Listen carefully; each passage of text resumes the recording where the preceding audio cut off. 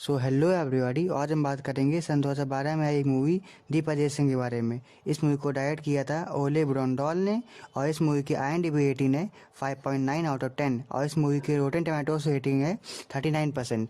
तो चलिए चलते हैं वीडियो की तरफ।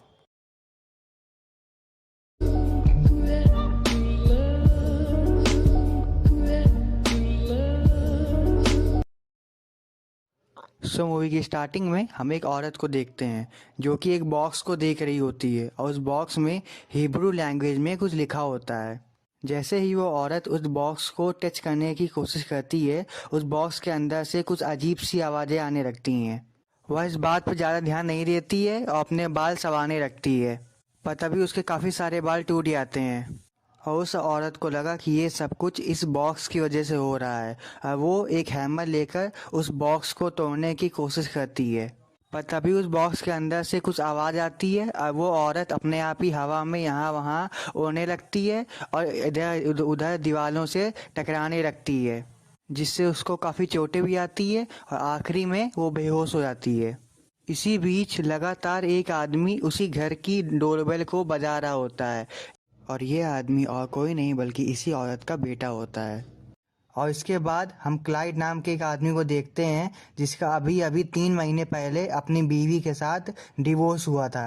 पर क्लाइड स्टेफनी से कहता है कि वो वीकेंड में अपनी दोनों बेटियों को अपने साथ ले जाएगा, जिस पर स्टेफनी मान जाती है। क्लाइड की 2 बेटियां थीं, एमिली और एना। अगले दिन क्लाइड अपनी दोनों बेटियों को घुमाने ले जाता है, जहाँ पे वो देखता है कि एक घर के बाहर एक आदमी अपने घर की पुरानी चीज़ों को बेच रहा होता है और वो अपनी दोनों बेटियों को वहाँ पे ले जाता है। और फिर हम जान पाते हैं कि ये आदमी और कोई नहीं बल्कि वो स्टार्टिंग वाली औरत का बेटा होता है। उन सभी सामानों के बीच एमिली उसी वुडन बॉक्स को उठाती है और क्लाइड एमिली के लिए उसे खरीद लेता है। और जब एमिली उस बॉक्स को उठाती है तभी हम सामने वाले घर से उसी फर्स्ट सीन वाली औरत को देखते हैं, जो कि एमिली के हाथ में इस बॉक्स को देख के जोर से नो चिल्लाती है, जिससे एमिली काफ़ी डर जाती है। और फिर शाम को एमिली और उसके डैड मिल के उस वुडन बॉक्स को खोलने की कोशिश करते हैं, लेकिन वो बॉक्स खुल ही नहीं रहा था। पर रात में जब एमिली सो रही होती है तो वो बॉक्स अपने आप ही खुल जाता है और उस बॉक्स के अंदर एमिली को एक दांत, एक क्लिप, एक वुडन कैमल और एक अंगूठी मिलती है। एमिली उस अंगूठी को पहन लेती है और उस बॉक्स को हक करके सो जाती है। अगले दिन से एमिली का बिहेवियर कुछ अजीब सा होने लगता है, जैसे कि किसी और से बात न करना और अकेले ही रहना। अगले दिन उसी वुडन बॉक्स के अंदर से कुछ आवाज़ आती है, जिससे एमिली की नींद टूट जाती है और यहाँ पे वो बॉक्स अपने आप ही खुल जाता है। अगली सुबह एमिली के पिता उसे नाश्ते के लिए बुलाने आते हैं। तब वो देखते हैं कि एमिली उसी बॉक्स को देख रही होती है और यहाँ पे एज अ व्यूअर हम ये जान पाते हैं कि वो धीरे धीरे पजेस हो रही थी, पर जैसे ही उसके डैड उसको टच करते हैं वो वापस से नॉर्मल हो जाती है। ब्रेकफास्ट करते समय वो बहुत ही अजीब तरीके से ब्रेकफास्ट कर रही थी और जब उसके पिता उसके टोकते हैं तो वो एक फॉग लेके अपने पिता के हाथ में मार देती है, जिसके तुरंत बाद वो क्लाइड को सॉरी कहती है, पर क्लाइड उसे उसके रूम में जाने के लिए कहता है। अगली रात वो बॉक्स अपने आप ही खुल जाता है और उसके अंदर से काफ़ी सारे कीड़े बाहर निकलते हैं। अगली सुबह जब ऐना ब्रश कर रही होती है तभी उसे काफ़ी सारे कीड़े दिखाई देते हैं, जिसे देख के वो काफ़ी डर जाती है। और जब ऐना और क्लाइड चेक करते हैं तो वो पाते हैं कि ये सारे कीड़े और कहीं से नहीं बल्कि एमिली के रूम से आ रहे हैं। और जब क्लाइड एमिली का रूम खोलते हैं तो वो देखते हैं कि उसके रूम के अंदर काफ़ी सारे कीड़े उड़ रहे होते हैं और एमिली उनके बीच बैठी उसी बॉक्स को देख रही होती है। क्लाइड तुरंत ही एमिली के रूम के अंदर जाते हैं और उसे उठा के रूम से बाहर ले आते हैं और तुरंत ही पेस्ट कंट्रोल वालों को फ़ोन कर देते हैं। और अब क्लाइड को भी एमिली पे शक होने लग गया था। वीकेंड के बाद जब एमिली अपने मॉम के यहाँ चली जाती है तब भी वो बार बार कॉल करके क्लाइड से उसी बॉक्स के बारे में पूछा करती थी और उसको छूने के लिए मना करती थी। और उसी रात क्लाइड उस बॉक्स को खोल के देखता है और उसे भी कुछ अजीब सी चीज़ें दिखाई देती हैं, जो कि उसे काफ़ी अजीब लगता है। और यहाँ एमिली को कुछ फील होता है और जब वो अपने मुंह में चेक करती है तो उसे अपने मुंह के अंदर 2 उंगलियां दिखाई देती हैं अगले दिन स्कूल में कोई बच्चा मजाक में ही एमिली से उसका बैग ले लेता है जिसमें वो बॉक्स था। इतने में एमिली काफ़ी भड़क जाती है और बच्चे को एक के बाद एक थप्पड़ लगाने लगती है। इसी बीच टीचर को आके उसे रोकना पड़ता है और तभी वो एमिली के पेरेंट्स को कॉल कर देती है और उन्हें स्कूल बुलाकर बताती है कि कुछ दिनों से एमिली का बिहेवियर काफ़ी अजीब है। ना वो होमवर्क करती है, ना वो किसी से बात करती है और आजकल वो अकेले रहने लगी है। इस पर एमिली के पेरेंट्स को लगता है कि शायद उनके डिवोर्स को लेकर एमिली थोड़ी सी अपसेट है। उसी रात हम जान पाते हैं कि टीचर ने एमिली का वो बॉक्स सील कर लिया है और जब वो रात में अपने चैम्बर में जाती है किसी काम से, तो वो देखती है कि बॉक्स के अंदर से कुछ आवाज़ें आ रही होती हैं।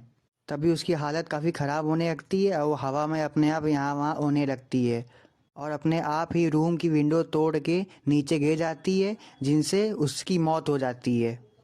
अगले दिन टीचर की मौत होने के कारण स्कूल में छुट्टी होती है, पर हम ये देख पाते हैं कि एमिली को टीचर की मौत से कुछ फ़र्क नहीं पड़ रहा है। उल्टा वो तो अपने डैड से ये कहती है कि वो जल्द से जल्द वो वुडन बॉक्स स्कूल से ले आएँ।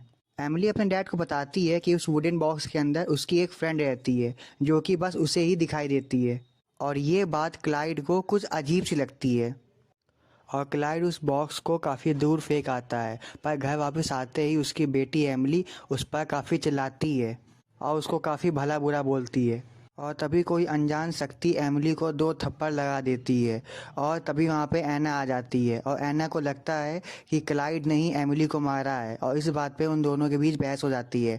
मौका पा के एमिली घर से बाहर भाग जाती है और उस वुडन बॉक्स को ढूंढने लगती है और एमिली को वो वुडन बॉक्स मिल भी जाता है और वो उस वुडन बॉक्स से किसी अजीब भाषा में बात करती है और तभी उसके मुंह से काफ़ी सारे कीड़े बाहर निकलते हैं और वो तुरंत ही बेहोश हो जाती है।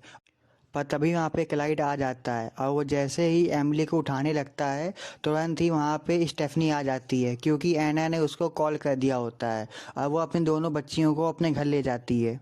और अगले दिन कोर्ट से ये फैसला आता है कि अब दोनों ही लड़कियां अपनी माँ के साथ ही रहेंगी और क्लाइड अपनी दोनों बच्चियों से मिल नहीं सकता है क्योंकि उसने एमिली पे हाथ उठाया था।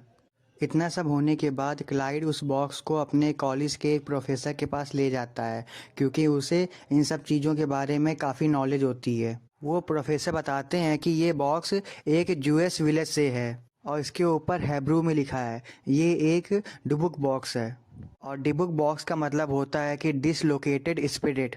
असल में ये डिबुक बॉक्स बुरी आत्माओं को कैद करने के लिए बनाया गया था। इन्हें जिस भी आत्मा को कैद करना होता था उसकी कुछ चीज़ें वो इस डिबुक बॉक्स में डाल देते थे और उसके बाद ये उसकी आत्मा को उस बॉक्स में कैद कर देते थे।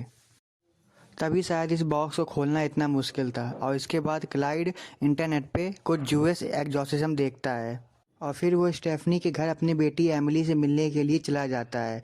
एमिली सो रही होती है और वो हेब्रू बाइबल पढ़ने लगता है पर तभी एमिली जाग जाती है और वो किताब अपने आप ही दूर जाके गिरती है जिसे देख के क्लाइड काफ़ी चौंक जाता है। पर एंड टाइम पे वहाँ पे स्टेफनी आ जाती है और वो क्लाइड को अपने घर से बाहर निकाल देती है। और अगले दिन क्लाइड ब्रुकलिन जाके एक आदमी जदैर से मिलता है जो कि हैजिडिक कम्युनिटी का मेंबर होता है। जैदर क्लाइड को अपने पिता रैबब हबीब से मिलवाता है जो कि इस कम्युनिटी के हेड थे। क्लाइड सबको वो डिबुक बॉक्स दिखाता है जिसको देख के सब लोग पीछे हट जाते हैं और रैबब हबीब इस बॉक्स को देख के क्लाइड से पूछते हैं कि इस बॉक्स को सबसे पहले किसने खोला था, जिस पर क्लाइड कहता है कि मेरी बेटी एमिली ने। तभी रैबब हबीब साहब बताते हैं कि ये बॉक्स बुरी आत्माओं को कैद करने के लिए ही बनाया गया था और ऐसी आत्माएं हमेशा ही एक प्योर सोल चाहती हैं, इसीलिए इसने तो बेटी को पजेस किया है। इस आत्मा से पीछा छुड़ाने का एक ही तरीका है, तुम्हें इस आत्मा का नाम लेके इसे इस डिबुक बॉक्स में वापस जाने के लिए कहना होगा।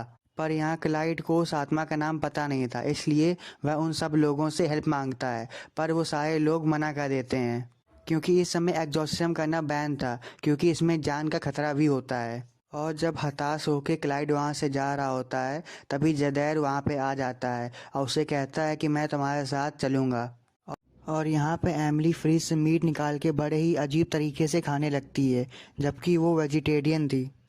स्टेफनी सब देख के काफ़ी डर जाती है और एमिली स्टेफनी पे हमला करने ही वाली होती है कि तभी वो खुद पे कंट्रोल करती है। अगले दिन स्टेफनी और उसका नया बॉयफ्रेंड ये डिसाइड करते हैं कि वो एमिली को किसी साइकेट्रिस्ट को दिखाएंगे और जब जॉन कार निकाल रहा होता है तभी एमिली उसको बड़े ही अजीब तरीके से घूर के देखती है और तभी तेज हवा चलने लगती है और जॉन के सारे दांत टूट के नीचे गिर जाते हैं और उसका पूरा मुंह लहूलुहान हो जाता है और वो ये सब देख के यहाँ से भाग जाता है। और जैसे ही स्टेफनी बाहर आती है तो वो एमिली के मुंह में एक कीड़े को देखती है और फिर एमिली बेहोश हो जाती है। ये सब देख के वो तुरंत ही एमिली को हॉस्पिटल में एडमिट करवाती है और उसका एमआरआई टेस्ट करवाती है जिसमें इस एमिली के शरीर के अंदर एक शैतानी आकृति दिखाई देती है। और यहाँ पे सदैर उस डिबुक बॉक्स को चेक कर रहे होते हैं तभी उन्हें एक मिरर दिखाई देता है और वो उस मिरर को तोड़ देते हैं और मिरर को तोड़ते ही उन्हें उस शैतान का नाम एक हिब्रू लैंग्वेज में मिलता है और उसका नाम होता है अबीजू। और अब क्लाइड और जदैह भी उसी हॉस्पिटल में आ जाते हैं और जदैह एमिली को देख के कहता है कि इसके पास टाइम बहुत ही कम बचा है और इसीलिए हमें एमिली का एग्जॉर्सिज्म यहीं परफॉर्म करना पड़ेगा। और इतना सब होने के बाद स्टेफनी भी इनके साथ हो जाती है क्योंकि उसे भी एमआरआई टेस्ट में एक शैतानी आकृति दिखाई दी थी। और अब जदैह, क्लाइड, स्टेफनी और एना एमिली को लेके एक थेरेपी रूम में आ जाते हैं और जदैह उन सभी को अपनी कोई पर्सनल चीज़ उस डिबुक बॉक्स में डालने के लिए कहता है और फिर वो जूस रिचुअल स्टार्ट कर देता है और रिचुअल स्टार्ट होते ही एमिली पूरी तरीके से पजेस हो जाती है और सबके ऊपर अटैक करने लगती है। इसी बीच क्लाइड उस डीमन से कहता है कि वो एमिली को छोड़ दे और उसे पजेस कर ले, पर एमिली वहाँ से भाग के मुर्दा घर में चली जाती है और क्लाइड उसके पीछे जाता है और बड़ी ही मुश्किल से वो एमिली को काबू में लाता है। पर यहाँ पे डीमन एमिली को छोड़ के क्लाइड को पजेस कर लेता है और अब क्लाइड एमिली को सबके सामने ले आता है और सबको लगता है कि ये रिचुअल काम कर गया है और एमिली वापस से नॉर्मल हो गई है। पर सदैव समझ जाता है कि इस डीमन ने किसी और को पजेस कर लिया है और वो जोर जोर से अबीजू चिल्लाने लगता है और उसको इस डिबुक बॉक्स में आने के लिए कहता है। और तभी हम देखते हैं कि क्लाइड के हाव भाव चेंज होने लगते हैं और उसके मुंह से ये अबीजू की आत्मा बाहर निकल के आती है और इस डिबुक बॉक्स में चली जाती है और एक बार फिर ये शैतानी आत्मा कैद हो जाती है। और अब यहाँ सब कुछ नॉर्मल हो जाता है और अगले दिन जदैर इस डिबुक बॉक्स को वापस से ब्रुकलिन ले जाता है, पर रास्ते में ही उसका एक्सीडेंट हो जाता है जिसमें शायद उसकी मौत हो जाती है। और अब मूवी के एंड में हमें ये देखने को मिलता है कि ये डिबुक बॉक्स वापस से एक रोड के किनारे पड़ा होता है और अब शायद कोई और इसे उठाएगा और ये अब किसी और को पजेस कर लेगा और इसी के साथ ही मूवी ख़त्म हो जाती है।